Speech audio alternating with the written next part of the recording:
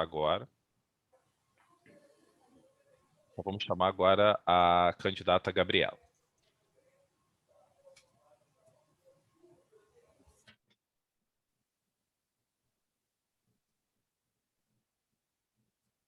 Gabriela Pinheiro, a nossa segunda candidata classificada pela segunda fase. Isso.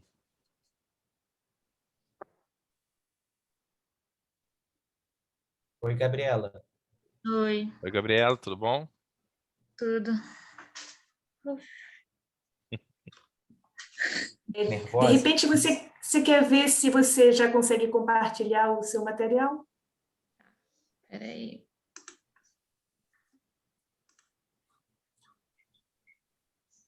Foi. Eu mandei para vocês em PDF porque no PowerPoint estava muito pesado. Não, tá ótimo. Mas aí no PowerPoint não tem como ficar, no PDF não tem como eu ficar passando, né?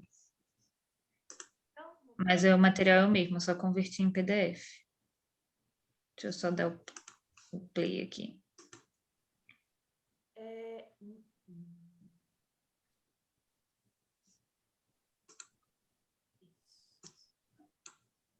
Pode começar? Você tem até 50 minutos, ok? Lembrando. Tá bem. Quando você quiser. Pode começar quando Respire quiser. fundo. Tá bem. Respire. Bom dia a todos, meu nome é Gabriela e hoje nós vamos ter a aula de sistema endócrino. O sistema endócrino, ele possui como função a regulação e a coordenação das atividades dos órgãos e sistemas. E através dessa regulação e coordenação, ele é capaz de controlar processos contínuos como, por exemplo, o crescimento, a manutenção do metabolismo, o sistema reprodutor ativo durante a vida, e como que ele executa essa função de coordenar os órgãos. Ele libera substâncias químicas no líquido intersticial, de onde essa glândula, de onde esse órgão se encontra, e no sangue, que vai ser distribuído no organismo para as suas células-alvo. Essas substâncias químicas são os hormônios. E o sistema endócrino, ele possui uma similaridade com o sistema nervoso central. Eles funcionam com uma sinalização um pouco parecida. O sistema nervoso central ele também libera substâncias químicas, só que no caso do sistema nervoso são os neurotransmissores, e os neurotransmissores eles possuem uma sinalização muito rápida, enquanto o sistema endócrino, a sua sinalização pode demorar de segundos, horas ou a dias. Aqui eu trouxe para vocês uma tabela que compara o controle que o sistema endócrino faz e o controle que o sistema nervoso faz. As moléculas mediadoras do sistema nervoso, como eu mencionei, são os neurotransmissores, que são liberados localmente, e no sistema endócrino são os hormônios, que são levados para o tecido de todo o corpo pelo sangue. E uma observação interessante também é que o sistema endócrino ele não é conectado. Nós temos glândulas endócrinas no encéfalo, nós temos glândulas endócrinas na cavidade abdominal, na cavidade torácica, então ele não é um tecido, não é um sistema contínuo. Então, essa glândula ela libera o seu conteúdo, o seu hormônio, que é levado pelo sangue para a sua célula-alvo. O local de ação do mediador do sistema endócrino é longe de onde ele foi liberado habitualmente, mas tem momentos que vai ser perto, que eu vou falar mais adiante, e ele se liga aos receptores que são encontrados na sua célula-alvo. E os neurotransmissores, eles... Encontrei isso, né? Minha Siri falou aqui sozinha, desculpa. E os neurotransmissores, eles atuam perto, como eu falei, e as células-alvo são células musculares lisas, cardíacas, esqueléticas, glandulares também e outros neurônios. E o sistema endócrino atua por células de todo o corpo. Como eu tinha falado, tipicamente a ação de um neurotransmissor é de milissegundos, enquanto o sistema endócrino pode demorar dias, e horas, segundos. E a duração da ação do sistema endócrino geralmente é bastante longa. Os componentes do sistema endócrino são glândulas e células endócrinas, porque não necessariamente uma estrutura que vai secretar hormônio é considerado exclusivamente uma célula endócrina. E o mecanismo de ação dessa sinalização é hormônio e célula-alvo. E essa célula-alvo, ela exerce um sistema de retroalimentação negativa, que nós chamamos de feedback negativo. O que nós temos aqui é, por exemplo, uma glândula A. Essa glândula A ela vai secretar um hormônio A, que ele vai estimular uma glândula B. e essa glândula B vai passar a secretar o seu hormônio. Só que a presença desse hormônio C na circulação faz com que a glândula A pare de secretar o hormônio que vai estimular o hormônio B, a glândula B, fazendo então um feedback negativo. A presença de B faz com que A diminua, sendo que é A que faz com que B seja sintetizado. Então é mais ou menos nesse sistema. E aqui nessa imagem eu trouxe para vocês as glândulas, os locais endócrinos que vão secretar os nossos hormônios.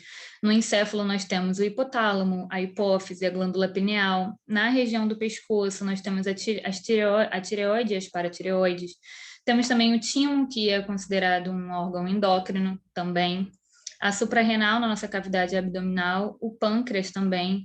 Nas mulheres, os ovários e nos homens, os testículos atuam como glândulas endócrinas.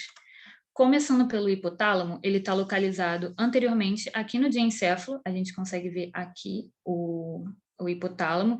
Ele constitui, nesse corte sagital, a gente consegue observar o corpo do hipotálamo, e abaixo dele nós encontramos a hipófise, que eu vou falar mais à frente, e nesse corte coronal nós conseguimos ver que o hipotálamo, ele constitui parte da parede do terceiro ventrículo aqui, ó. O terceiro ventrículo, o hipotálamo, que tem esse nome, pois ele se situa abaixo do tálamo, ele produz o ADH e a ocitocina. O hipotálamo ele também é dividido em núcleos ou centros que vão desempenhar diferentes funções.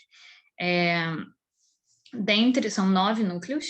Dentre esses núcleos, eu vou ressaltar o núcleo paraventricular e o núcleo supraóptico, que vão ser utilizados como exemplo aqui na frente.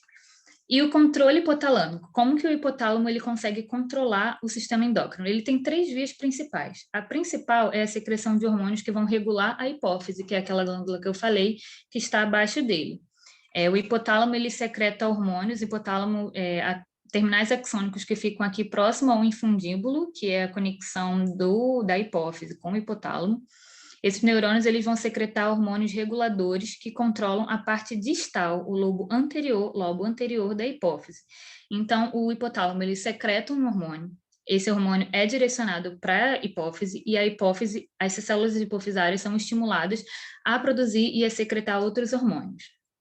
O segundo método de controle hipotalâmico é através da produção da ADH do ADH e da ocitocina, que a gente vê aqui são os neurônios do núcleo paraventricular e do núcleo supraóptico,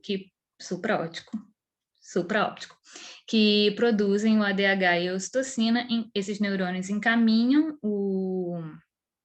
esses hormônios para o lobo posterior da neurohipófise, da hipófise chamada de neurohipófise, e esses hormônios, então, são liberados. Além disso, o hipotálamo ele também tem um sistema de controle direto com o sistema nervoso, através do sistema nervoso, utilizando fibras motoras pré-ganglionares, e o hipotálamo vai sinalizar para a glândula suprarrenal secretar mais ou menos epinefrina e norepinefrina. Todos esses termos e glândulas posteriores eu vou mencionar depois.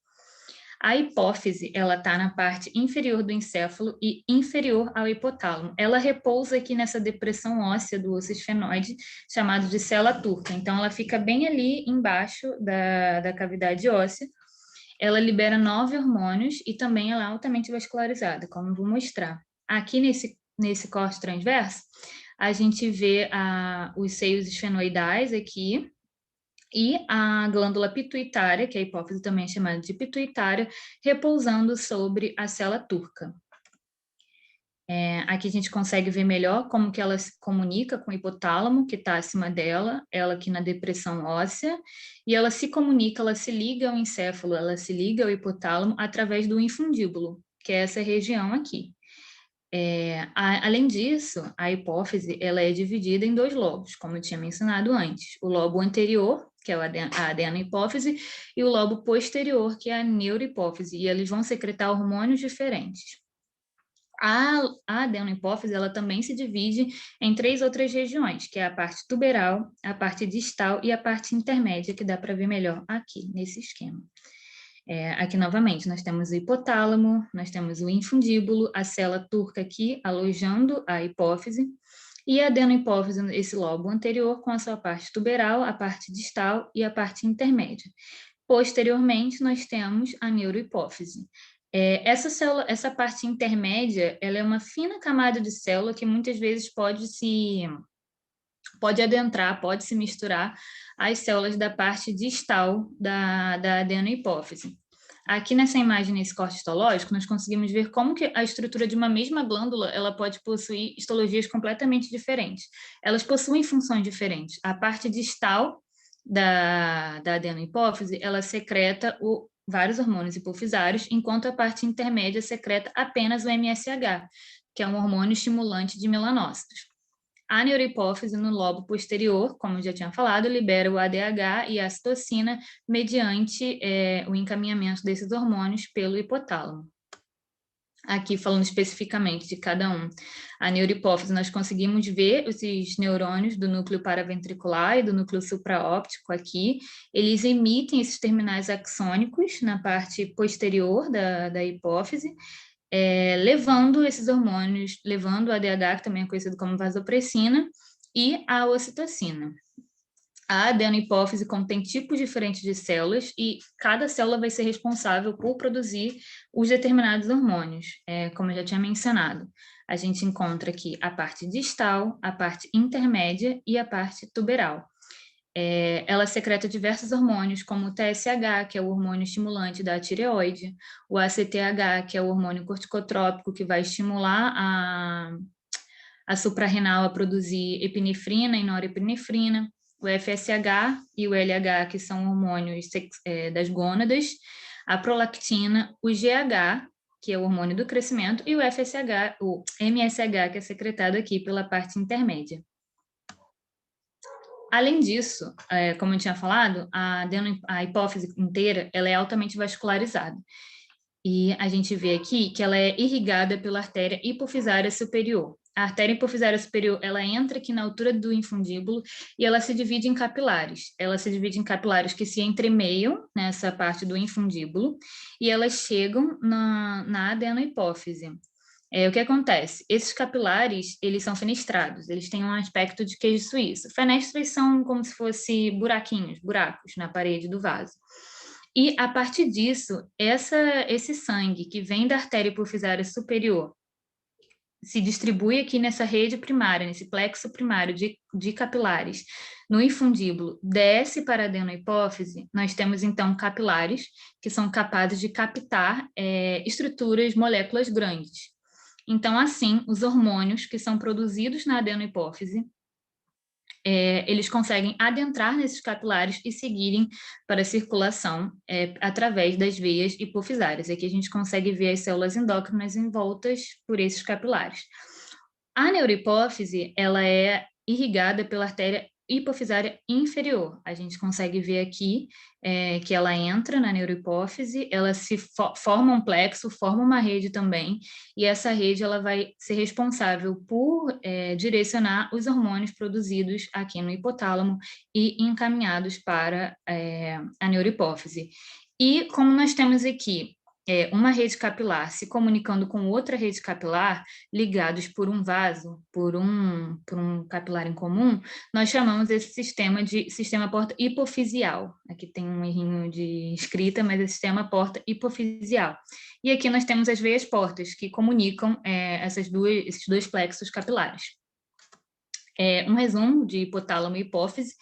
Como eu falei, o hipotálamo ele pode ter um controle direto pelo sistema nervoso, então aquela comunicação do sistema endócrino com o sistema nervoso, que vai atuar aqui na suprarrenal, regulando a epinefrina e norepinefrina, a liberação direta de hormônios na neurohipófise, como o ADH, que é o antidiurético, e a ocitocina, e esses hormônios eles vão ter ações que vão variar de acordo com o órgão que eles se encontram. Por exemplo, a ocitocina no homem vai promover a contração do músculo liso, do músculo do ducto deferente da próstata, enquanto que na mulher vai favorecer a contração do músculo do útero. E aqui eu deixei esse esquema para depois vocês poderem consultar e ter tudo certinho. A próxima glândula localizada no encéfalo é a glândula pineal. Não tem muita informação fisiológica dela dela no ser humano, no adulto, mas ela está localizada no teto do terceiro ventrículo, ela está aqui numa depressão entre os colículos superiores, posterior ao mesencéfalo e abaixo do tálamo. Ela tem aproximadamente 7 milímetros e ela secreta a melatonina, que é considerado o hormônio do sangue. Aqui nesse corte sagital, nessa representação, nós conseguimos ver ela aqui, bem atrás do hipotálamo, abaixo do corpo caloso também, dos feixes do corpo caloso. E, como eu tinha mencionado, ela secreta a melatonina. Além disso, a pineal ela vai regredindo de tamanho. Então, num ser humano adulto, ela é considerada um filete de células. A pineal ela responde a estímulos luminosos. Então, durante o dia, com a iluminação, os neurônios do trato retino-hipotalâmico, eles enviam essa informação para o núcleo supraquiasmático do hipotálamo, que vai enviar essa informação para neurônios do gânglio cervical superior, que vai retornar essa informação para a glândula pineal para estimular ela a não produzir. No momento de luminosidade, essa produção de melatonina é inibida. Então, à noite, com a falta de estímulo visual, com a falta de estímulo luminoso, esses neurônios do trato retino-hipotalâmico passam essa informação de que está escuro para o núcleo supraquiasmático, que vai descer essa informação para o gânglio cervical e vai estimular a pineal a produzir a melatonina, que é considerado o hormônio do sono. Só que não é só dia e noite, qualquer estímulo luminoso, tanto computador, quanto televisão, quanto celular, tanto que a recomendação para ter uma boa noite de sono, para pegar no sono rápido, é a gente desligar de todo o estímulo luminoso que nós temos, porque a melatonina ela começa a ser sintetizada, começa a ser liberada na ausência de estímulos luminosos. E aqui eu trouxe uma imagem que mostra as três glândulas endócrinas do encéfalo. Nós temos o hipotálamo, que se comunica com a hipófise, e aqui, posteriormente, nós temos a glândula pineal. Descendo agora na região do pescoço, nós encontramos a tireoide. Ela é localizada anteroinferior ao pescoço, ela está abaixo da laringe, aqui abaixo da cartilagem tireoide, e ela é composta por 2 lobos. Aqui nós temos uma imagem de uma tireoide, o lobo esquerdo e o lobo direito. Esses lobos eles são interligados pelo istmo, pela região chamada istmo, e a tireoide ela produz os hormônios T3, T4 e a calcitonina. Eu tinha mencionado aqui que a localização da tireoide é abaixo da cartilagem tireoide, mais ou menos na altura do terceiro par, ela fica anterior à traqueia, né? Ela fica mais ou menos na altura do terceiro par de cartilagem, da terceira cartilagem da traqueia, mas essa localização também pode variar, mas na maioria dos... Cadê meu mouse? Mas, na maioria dos casos, a tireoide se localiza aqui na altura da terceira cartilagem da traqueia, abaixo da cartilagem tireoide. A tireoide ela apresenta uma coloração avermelhada, porque ela é altamente irrigada. Ela é irrigada aqui pela artéria tireoide superior, que a gente consegue ver que ela se ramifica e penetra nos lobos. Também temos a artéria tireoide inferior, fazendo o mesmo papel, enquanto que a drenagem venosa da tireoide é feita pela veia tireoide superior, pela veia tireoide média. A gente consegue ver aqui essas ramificações, e o sangue drenado pela veia tireoide superior e pela veia tireoide média serão encaminhados para a veia jugular interna.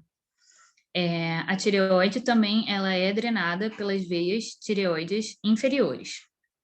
Então, a gente consegue ver que ela é extremamente irrigada. E essas veias tireoides inferiores, elas vão desembocar na subclávia, enquanto que o sangue drenado da veia jugular interna vai ser encaminhado para o ramo braquiocefálico. A tireoide, ela produz, armazena e secreta os hormônios tireoides. E uma particularidade dela é que ela é capaz de armazenar o próprio hormônio. Geralmente, as glândulas, elas produzem e secretam o hormônio, mas a tireoide, ela mantém armazenada dentro do seu folículo tireoide, imerso em um coloide, que é um líquido viscoso rico em proteína, e uma dessas proteínas é a tireoglobulina. A tireoglobulina é o precursor dos hormônios tireoidianos, como a triiodotironina e a tireoxina. O que acontece é que esse coloide, ele tem essa tireoglobulina e ela é composta por proteínas, por aminoácidos, como, por exemplo, a tirosina, que ela é muito sensível à presença de iodo. Então, essas células do epitélio cuboide aqui do folículo, que formam esse folículo, elas transportam ativamente para dentro do folículo o iodo. Então, quando o iodo entra em contato com a tireoglobulina, ela sofre uma alteração conformacional e se transforma em triiodotironina, que é o hormônio T3, e tireoxina, que é o hormônio T4, e fica armazenado dentro do folículo. Ele só é retirado do folículo mediante a estimulação hipofisária. O hipotálamo, ele secreta o TRH, que é o hormônio liberador de tireotrofina. A tireotrofina, aí esse hormônio vai estimular o lobo anterior da hipófise a secretar TSH, que é o hormônio estimulador de tireoide. Esse hormônio vai chegar nos folículos tireoides e eles vão liberar o T3 e o T4, vão liberar esses hormônios. E a homeostase será restabelecida, porque a secreção dos hormônios tireoides, elas dependem do desbalanço dos níveis no sangue. Além dessas células de epitélio cuboide, que são os tireócitos C, nós também temos os tireócitos T aqui. E os tireócitos T, eles são responsáveis pela síntese de calcitonina, que ela atua na regulação de íons cálcio. A calcitonina, ela diminui as concentrações de cálcio no sangue e ela inibe a ação do osteoclasto. Então, ela faz com que tenha uma maior excreção de cálcio. E essa ação da calcitonina é uma ação antagônica ao paratormônio, que é o hormônio secretado pelas glândulas paratireoides. As paratireoides, elas são 4 glândulas aqui posteriores à tireoide, 2 em cada lobo. Elas apresentam um par superior e um par inferior. Elas apresentam as células principais, que são as células responsáveis pela produção do paratormônio, e as células oxifílicas. As células oxifílicas, elas não têm ainda muito bem não tem ainda muito bem uma função para as células oxifílicas, tanto que a gente consegue observar aqui nessa histologia que as células oxifílicas, elas possuem um citoplasma mais claro, então acredita-se, com menos informação, com menos conteúdo. Então, acredita-se que essas células oxifílicas são uma apresentação mais imatura dessas células paratireoides principais que secretam o paratormônio. Aqui a gente consegue ver como que essas células estão aderidas. Aqui nós temos os folículos da tireoide, aqui nós temos uma cápsula de tecido conjuntivo que conecta a paratireoide com a tireoide. Então, elas estão intimamente aderidas. E por estarem tão aderidas e juntas, elas apresentam o mesmo sistema de irrigação e de drenagem venosa. Abaixo, descendo, saindo do pescoço, entrando na cavidade torácica, nós temos o timo, aqui localizado. Ele é um órgão bilobar, nós temos o lobo esquerdo e o lobo direito. Ele está localizado no mediastino superior, aqui entre os pulmões, e a função endócrina dele é considerada local. Ele secreta a timosina, que é um hormônio que vai propiciar a maturação dos linfócitos T, do timo. E o timo, a gente está observando aqui que ele ocupa um grande espaço, mas ele vai regredindo, ele vai diminuindo com a idade. Então, numa pessoa adulta mais velha, o timo ele é menor, ele pesa cerca de 12 gramas, e acredita-se que por isso que os idosos, as pessoas mais velhas, estão mais suscetíveis a infecções e a doenças, porque o timo, ele, através da timosina, ele matura os linfócitos T que vão para o sistema imune. Um timo menor vai desempenhar menos essa função. Aqui eu deixei para vocês uma tabela que resume também a secreção e a função e os alvos dos hormônios da tireoide. Aqui os tireócitos C, como eu falei, o T4 e o T3, que aumenta, eles estão muito envolvidos com o metabolismo, tanto que nos últimos slides eu trouxe observações clínicas, né, de distúrbios do sistema endócrino. A gente vai ver que a alteração de secreção de hormônios tireoidianos mexe muito com o metabolismo da pessoa. E os tireócitos C, que secretam a calcitonina, que vão atuar lá nos ossos e nos rins, porque eles diminuem a concentração de íon cálcio nos líquidos corporais. E o da paratireoide, nós temos as células paratireoides, que secretam o paratormônio, que aumenta as concentrações de íon cálcio. Ele aumenta porque ele estimula os osteoclastos, ele estimula um remodelamento ósseo, ele tira esse cálcio de dentro do osso e libera para o sistema. E o timo com as timosinas, que o alvo é o linfócito e atua na maturação. Na cavidade abdominal, nós temos as glândulas suprarrenais, que são órgãos pares e ficam aqui no polo superior dos rins. Eles são considerados retroperitoneais, eles estão atrás, posterior ao peritônio, assim como os rins, e a gente consegue observar que tem diferenças anatômicas e anatômicas visíveis entre eles. Na suprarrenal direita, ela apresenta um aspecto mais piramidal, com essa projeção na parte antero-superior do rim. Enquanto que a suprarrenal esquerda, ela apresenta um formato mais semilunar. Então, a gente consegue diferenciar qual é a direita, qual é a esquerda, mesmo sem saber, mesmo sem ter uma noção de posição anatômica, a gente consegue saber qual é a direita, qual é a esquerda, porque elas apresentam essas mudanças, essas diferenças. Elas são altamente vascularizadas, como a gente consegue observar aqui. As artérias renais superiores, elas enviam ramos para a suprarrenal, as artérias suprarrenal média também, e a artéria suprarrenal inferior, todas essas vindos de ramos da parede da aorta abdominal. Isso equivale tanto para o lado direito, que a gente consegue ver aqui, as artérias superiores, as médias e as inferiores, quanto para o lado esquerdo também, que a gente tem as artérias suprarrenais média esquerda, a superior esquerda e a inferior esquerda também. A suprarrenal, ela é dividida em córtex e medula, e eles vão desempenhar papéis diferentes e secretar hormônios diferentes das classes dos corticoides e das catecolaminas. Aqui eu trouxe uma outra imagem para vocês da irrigação das suprarrenais. Aqui é a aorta abdominal, que se divide em ramos da artéria ferênica inferior. Aqui a gente tem a artéria suprarrenal superior, direita, aqui o ramo da suprarrenal superior esquerda, aqui os ramos da artéria média, da artéria renal média, irrigando também a suprarrenal, e a suprarrenal inferior aqui, irrigando também a suprarrenal. Então, é um órgão altamente vascularizado. Ela é dividida em córtex e medula, e ela apresenta essa coloração amarelada no seu córtex, porque essa parte é um depósito muito grande de esteroides, de gordura, de lipídios, depósito de lipídios.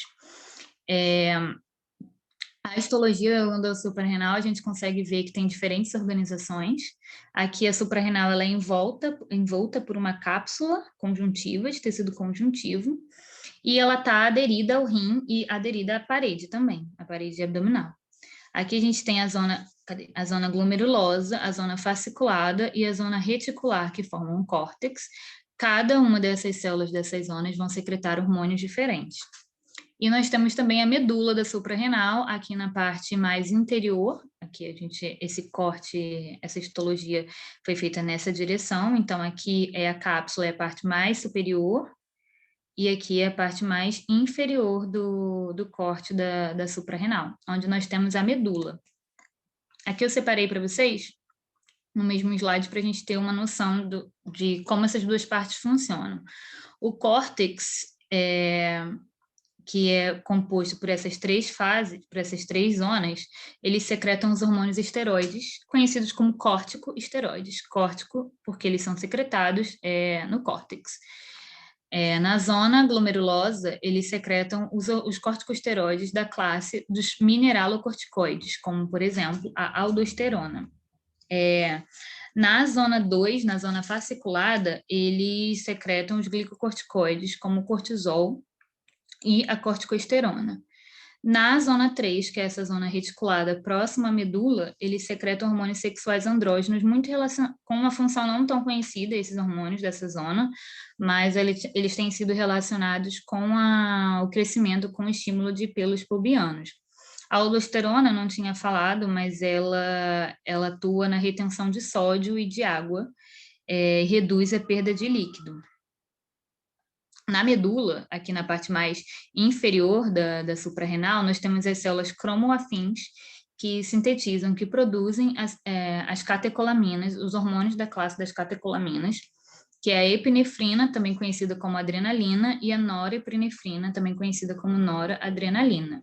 Novamente, uma tabela com o resumo dessas regiões, quais hormônios, quais classes que eles secretam, quais são os seus alvos e quais são os seus efeitos.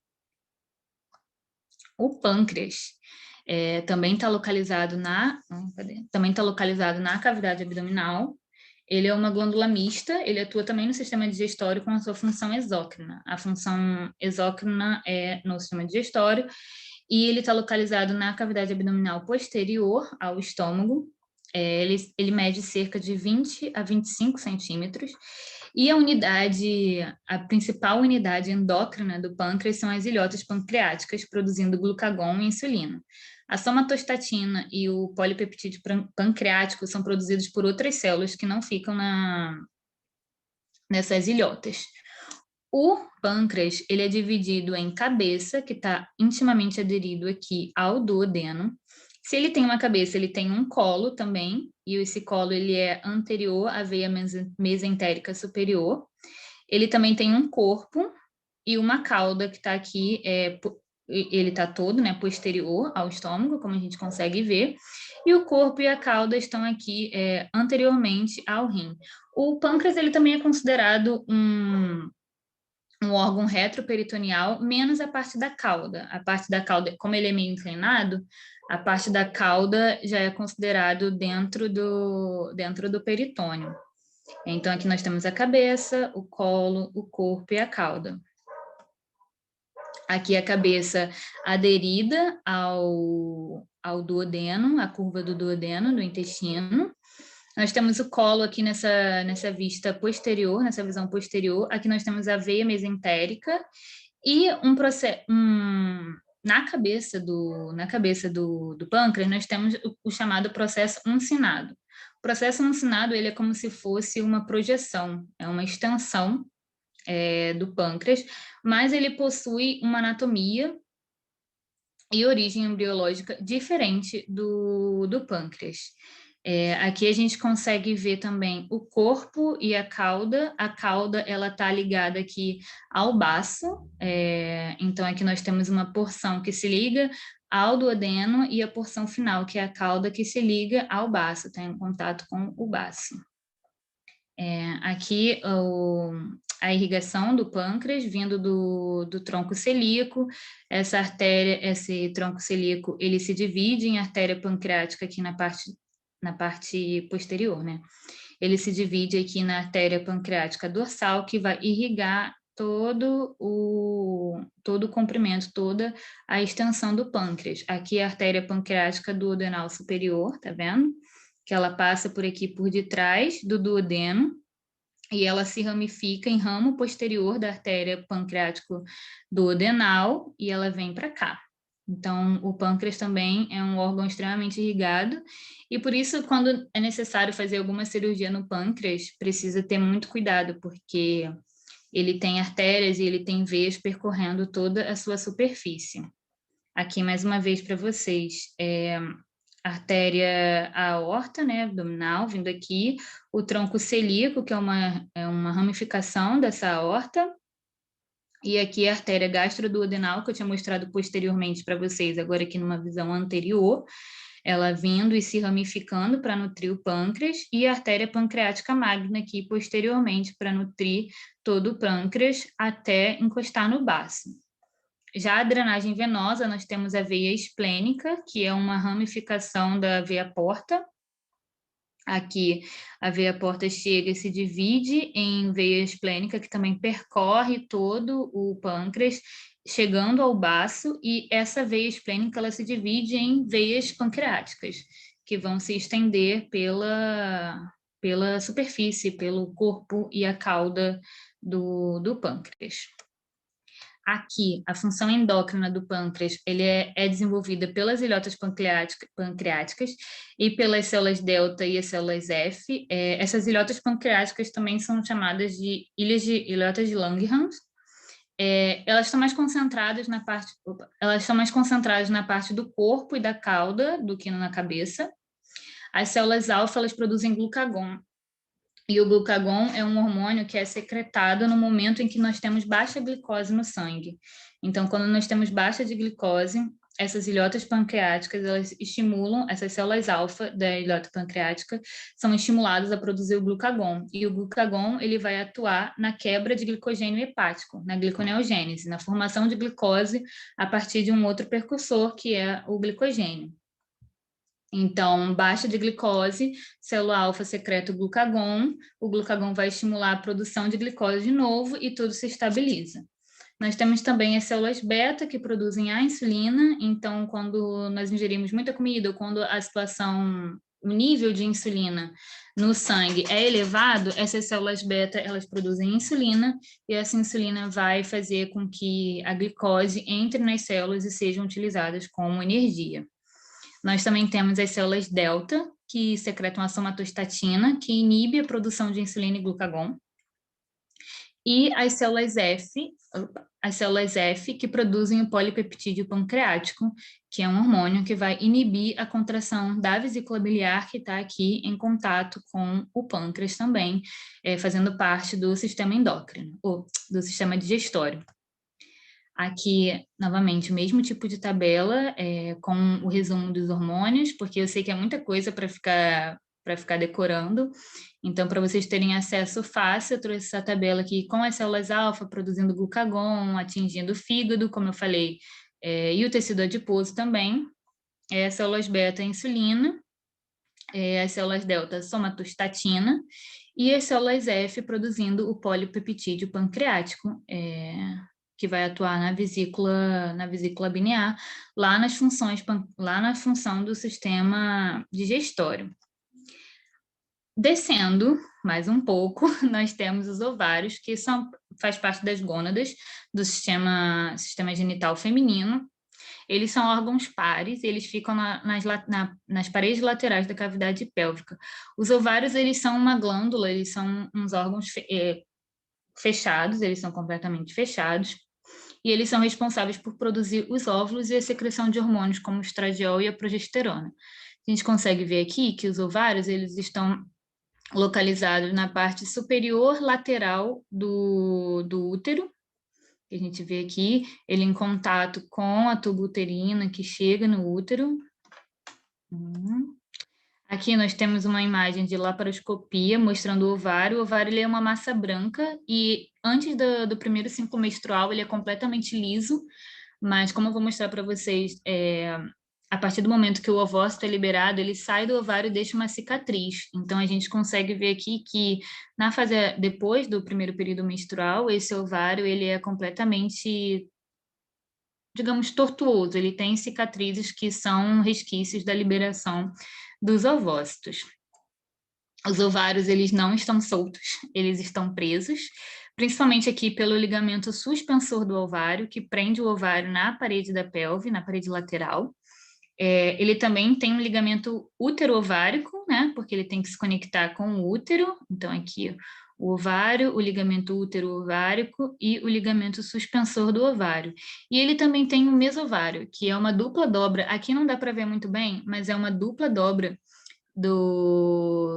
desse tecido que compõe o ligamento largo do útero e que fixa o ovário nesse ligamento largo do útero. Então, o ovário está preso tanto pelo ligamento suspensor, tanto pelo mesovário, quanto pelo ligamento útero-ovárico. E o ovário, ele também é irrigado, então ele tem um hilo, que é uma região de entrada e saída. Aqui nós temos representação, né, de como é um ovário por dentro. Ele tem vários folículos, como eu vou falar à frente para vocês, e no hilo nós temos aqui, dá para ver que o mesovário ele liga, né, o ovário ao ligamento largo do útero, à parede, e no hilo desse ovário também chegam artérias e veias. A gente vê aqui, ó, dá para ver melhor, no ligamento suspensor do ovário, a artéria ovariana entrando, aí ela se ramifica para um ramo tubário. Esse ramo vai suprir, vai nutrir a tuba uterina e vai chegar no útero também. Então, o ovário ele também é um órgão irrigado e também é um órgão drenado, uma glândula drenada. Aqui a gente consegue ver melhor. Olha só, o ligamento suspensor do ovário passando aqui posteriormente à tuba uterina. Nesse Ligamento suspensor também passam as artérias e as veias que vão suprir e nutrir o ovário. Aqui a gente consegue, aqui está por fora, nessa imagem aqui a gente consegue ver como que as veias e as artérias passam pelos ligamentos para chegar no ovário. Aqui, o ovário ele é composto por a parte endócrina do ovário, né? Ele é composto por folículos e por células foliculares que vão sintetizar o estradiol, que é o estrogênio, que é o hormônio, um dos hormônios produzidos pelo ovário, que acontece aqui dentro do ovário nós temos esses folículos primordiais, só que esses folículos eles precisam ser amadurecidos para serem liberados. Então, cadê? Aqui meu mouse. Então, esses folículos eles são amadurecidos pela ação do estradiol, do estrogênio. Então, o estrogênio ele vai promover a maturação desses folículos. Aqui eles vão virar de folículos primordiais para primários, secundários, terciários, até que eles chegam num estágio completamente maduro e esse folículo, agora em forma de ovócito, é liberado pelo ovário. Nesse momento, que é conhecido como ovulação, a saída desse ovócito, desse folículo do ovário deixa uma cicatriz, como eu falei para vocês lá, que a superfície do ovário é toda irregular por causa dessa cicatriz, que é o chamado corpo lúteo. E a partir daí, o corpo lúteo ele passa a secretar progesterona. O que acontece? O corpo entende que a partir do momento que esse ovócito saiu do óvulo, a mulher tecnicamente estaria pronta para engravidar. Então, ele precisa preparar o útero. O útero não está pronto para a implantação de um embrião. Então, o corpo lúteo ele passa a secretar progesterona e a progesterona ela vai atuar preparando o útero para a implantação desse ovócito que acabou de ser liberado pelo ovário. Então, nós temos a progesterona aqui secretada pelo ovário, que vai estimular a maturação desses folículos. Esse folículo vai ser liberado em forma de ovócito. Então, nós temos a ovulação, que vai deixar uma cicatriz chamada de corpo lúteo, e esse corpo lúteo vai sintetizar, vai secretar, na verdade, a progesterona, que vai ser encaminhada para agir no útero, para preparar o útero para aquele ovócito, uma vez que ele seja fecundado. Se ele não for fecundado, nós temos a menstruação, porque não teve aderência do embrião na parede do útero, então o nível desses hormônios caem. As gônadas masculinas também são responsáveis pela síntese e pela distribuição de hormônios. Interessantemente, é a única glândula para fora do corpo que tem. Os testículos eles ficam localizados fora da cavidade abdominal e isso é importante por questão de temperatura. Se o testículo ele ficasse acima da cavidade abdominal, ele teria uma temperatura elevada e a produção de espermatozoide não seria eficaz. O testículo, tanto que uma das camadas do testículo, na verdade da bolsa escrotal, que eu vou falar mais um pouco à frente, é responsável pela contração do músculo desse suporte que o testículo encontra, para justamente, se tiver frio, esse músculo contrai para aproximar o testículo do corpo, da cavidade, para ajustar, para equilibrar essa temperatura. O testículo ele secreta testosterona, que é o principal hormônio masculino, né, pelas células intersticiais, e ele também secreta a inibina pelas células de Sertoli. Ai, meu Deus. Aqui nesse corte a gente consegue ver a estrutura interna de um testículo. Aqui a gente vê os septos, né, do testículo. Ele é dividido em lobos, como a gente consegue ver, e ele é protegido pelo saco escrotal, que tem 7 camadas. Aqui a gente consegue ver a pele, o músculo dartos, que é aquele músculo que eu falei que vai contrair quando está frio, para elevar o testículo para igualar a temperatura, ou quando estiver quente.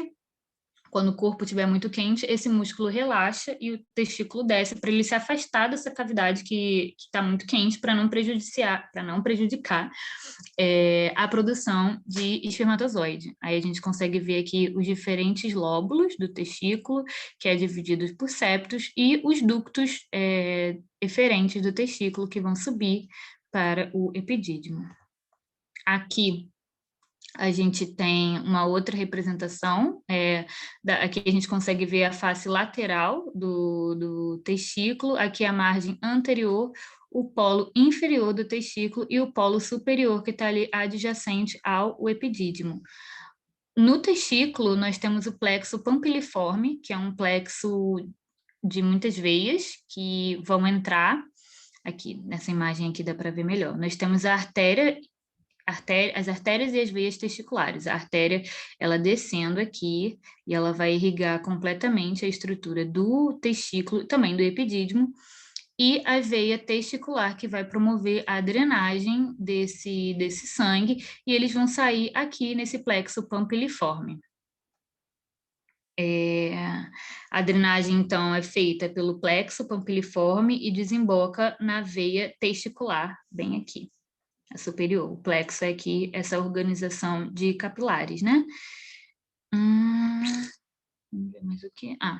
E aqui eu trouxe um resumo, novamente, dos hormônios e dos alvos primários e dos efeitos dos ovários e dos testículos.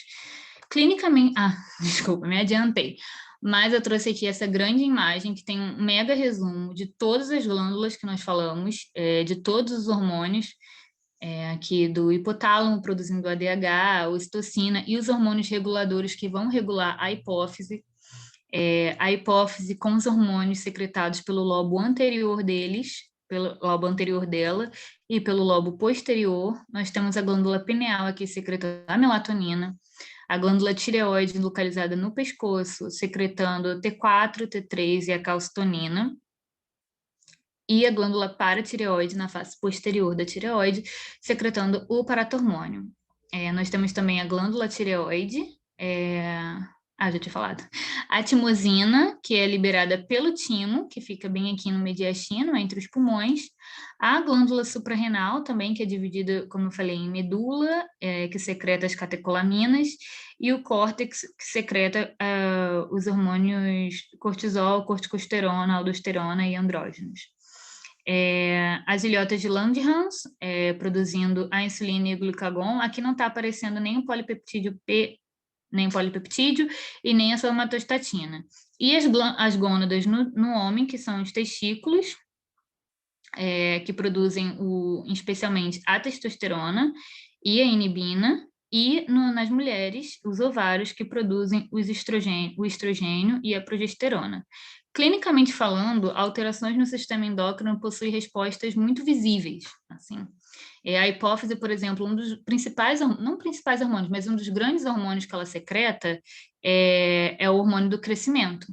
E déficits e alterações, obviamente, na secreção de hormônios do crescimento vão impactar na vida do indivíduo.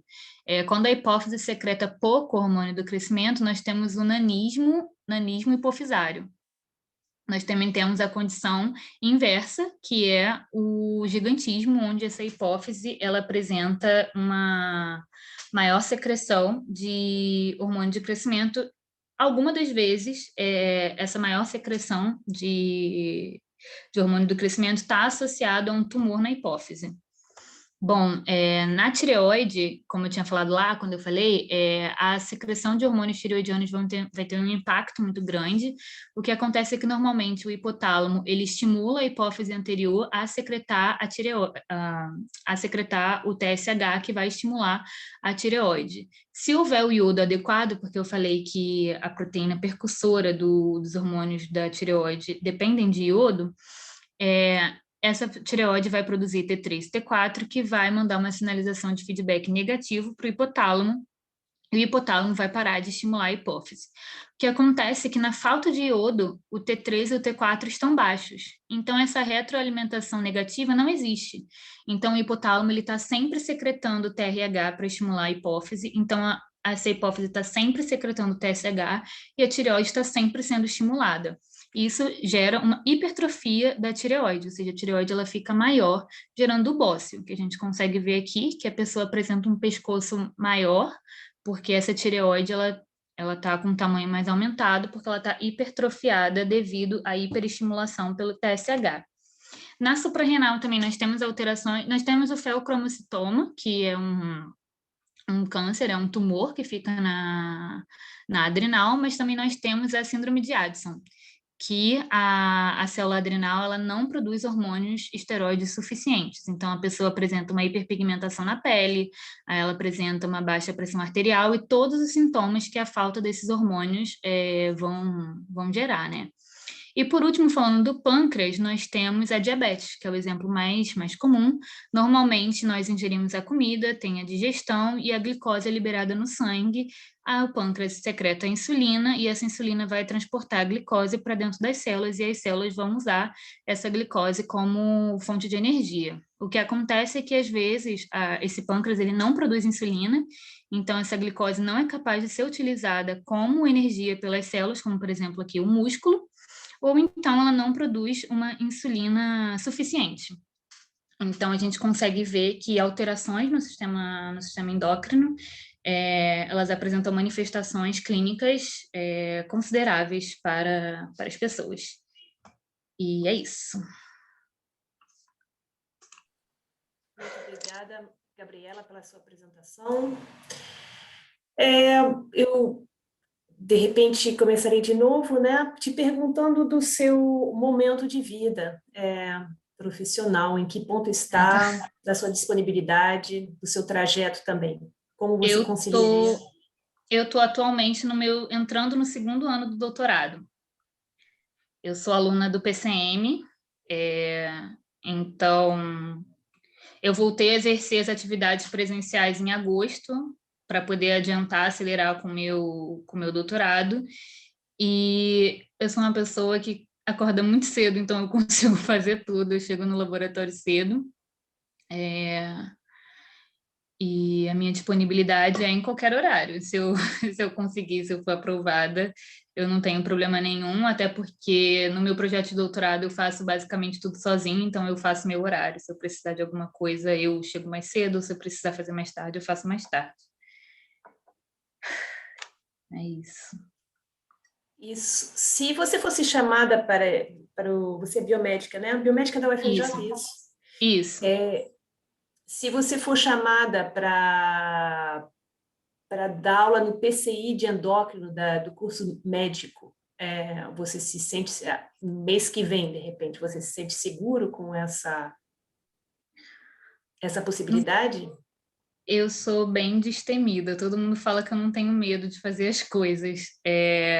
Para a prova oral, eu estudei osso como se eu trabalhasse com osso a minha vida inteira. E para essa prova também eu fiquei tipo uma semana inteira vivendo só para essa prova, não fiz mais nada na minha vida. E eu acho que eu consegui absorver o conteúdo tanto quanto eu consegui passar. Então, eu acredito que se eu sentar e eu for estudar uma aula específica para esse PCI, eu acredito que eu consigo sim. Okay. Meninos, vocês têm perguntas? Para mim tá legal. Bruno, você tem alguma pergunta? Gabriela, eu queria te fazer uma pergunta, que é o seguinte. Diga. Caso você fosse escolhida, então, para dar aula nesse PCI de endócrino da medicina, Uhum. agora nesse momento de ensino remoto, o que exatamente você abordaria nas aulas práticas, né? Por exemplo, que metodologias você faria, o que você poderia trazer para tentar fazer o aluno se adequar um pouco mais à realidade desse período remoto, né?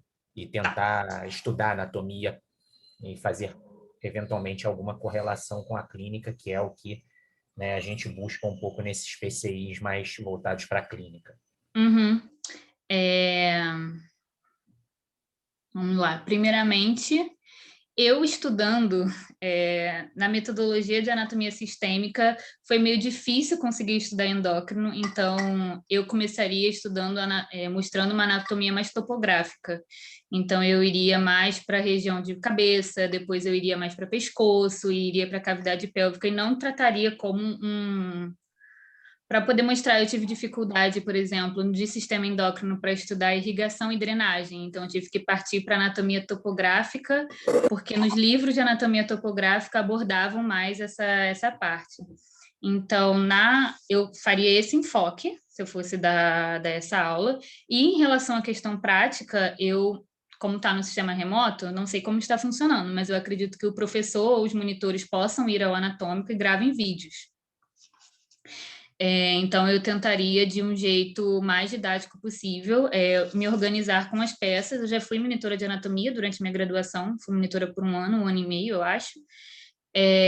Então, eu tentaria organizar essas peças, tanto as plastinadas quanto... Não sei como é que está atualmente a questão de peças do anatômico, mas eu tentaria gravar vídeos e explicações lá no anatômico, sempre correlacionando, porque o interessante da anatomia também é sempre você correlacionar com um caso clínico. Então, por isso que no final da minha aula, eu sempre trouxe alguns exemplos de alterações. Então, eu buscaria mostrar, por exemplo, uma suprarrenal, eu buscaria mostrar uma tireoide, se tivesse uma tireoide aumentada, seria muito melhor, porque eu poderia mostrar uma tireoide hipertrofiada, que foi super estimulada pela hipófise, e eu tentaria sempre dar esses exemplos, falando, essa aqui é uma tireoide normal, mas uma tireoide hipertrofiada seria de tal tamanho.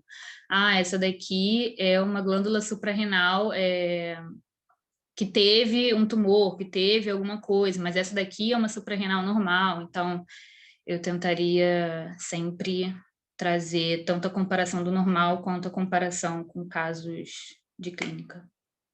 E é isso. Desculpa se eu respondi meio tremenda, que eu tô nervosa. Não, tá ótimo. Não tem problema nenhum. Tá bom, Gabriela.